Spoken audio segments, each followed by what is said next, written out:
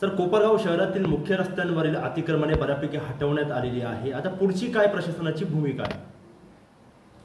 कोपरगाव शहरातील मुख्य रस्ते अतिक्रमण मुक्त झाल्यानंतर या ठिकाणी आपण जे उपनगर आहे त्या उपनगराला जोडणारे जे मुख्य रस्ते आहेत त्या मुख्य रस्त्यावरती सर्वे करून मार्किंग करून या ठिकाणी अतिक्रमण मुक्त करण्याची कारवाई करणार आहोत. आणि या ठिकाणी नागरिकांना सुद्धा माझं आव्हान आहे की त्यांनी आपले जे अतिक्रमण असतील ती काढून घेतली तर निश्चितपणानं लोकांच्या वाहतुकीसाठी अडथळा होणार नाही.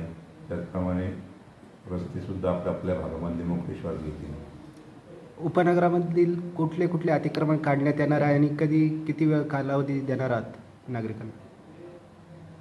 अतिक्रमणामध्ये जे उपनगर आहे सध्याला त्या उपनगराला जोडणारे जे मुख्य रस्ते आहेत त्या मुख्य रस्त्यावरील सर्वे करून आपण मार्किंग करणार आहोत आणि मार्किंग नंतर लगेचच आपण कारवाईला सुरुवात करणार आहोत. नोटीस वगैरे देणार त्यांना?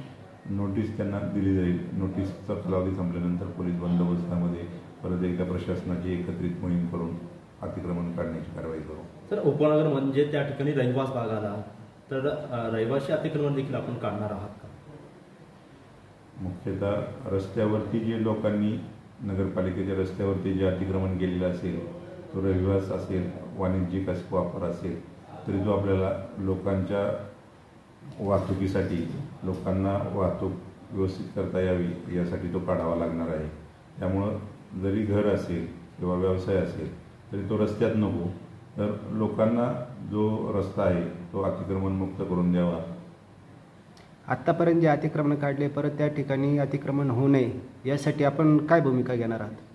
आपण आता जे अतिक्रमण मोहीम राबवली त्यामध्ये मोकळे झालेले जे रस्ते आहेत त्याचा आपण या ठिकाणी नगररचना विभाग असेल किंवा या ठिकाणी मार्केट विभाग असेल किंवा स्वच्छता विभाग यांचं एक संयुक्तिक पथक करून ते पथक दैनंदिन आपापल्या भागामध्ये जे मुकादम आहेत ते पाहणी करून कोणी अतिक्रमण करणार नाही याची दक्षता घेतील आणि जर झालं तर लगेच एकत्रित येऊन कारवाई करतील. असे आपण एक पथक प्रत्येक भागामध्ये तयार करत आहोत.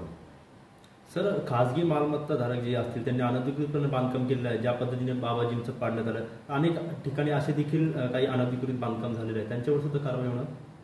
हो, ज्या ज्या लोकांनी आपलं अनधिकृत बांधकाम केलेलं आहे किंवा परवानगी न घेता आपलं बांधकाम वाढवलेलं आहे किंवा परवानगी रहिवासाची घेऊन वाणिज्यिक वापर सुरू केलेला आहे अशा सर्व बांधकामावरती नगर परिषदेमार्फत आपण नियमानुसार योग्य ती कारवाई